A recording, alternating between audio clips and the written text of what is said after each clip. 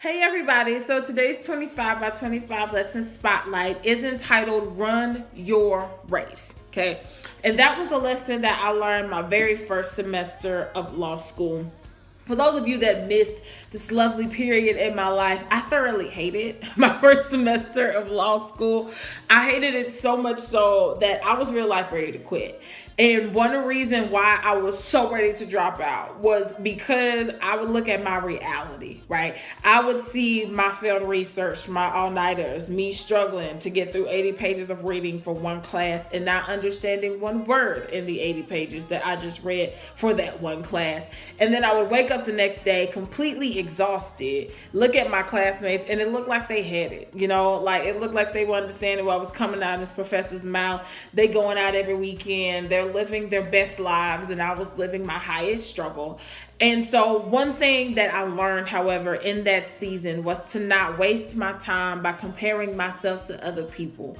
More importantly, I learned to not compare my reality to my perception of somebody else's life. I think one of the biggest mistakes that we can make in our lives is when we start comparing our background and behind the scenes stuff to somebody else's highlight reel. And so Hebrews 12:1 tells us to run the race that has been set before us. And one of my favorite pieces of that verse is not necessarily in what it does say, but in what it doesn't. So nowhere in that verse does it say that you picked this race, right? You didn't pick this problem, you didn't pick this issue.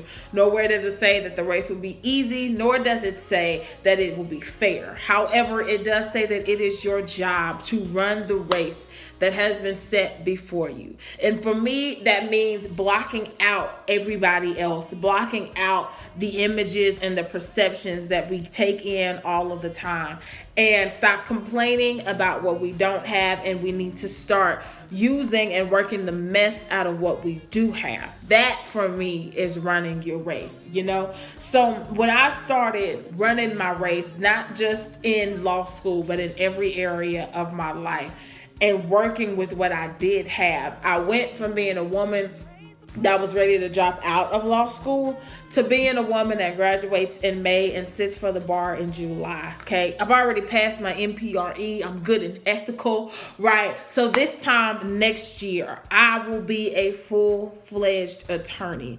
And I only got here because I learned how to run my race. And I really pray that I've encouraged you to run yours. So with that, I will see y'all tomorrow.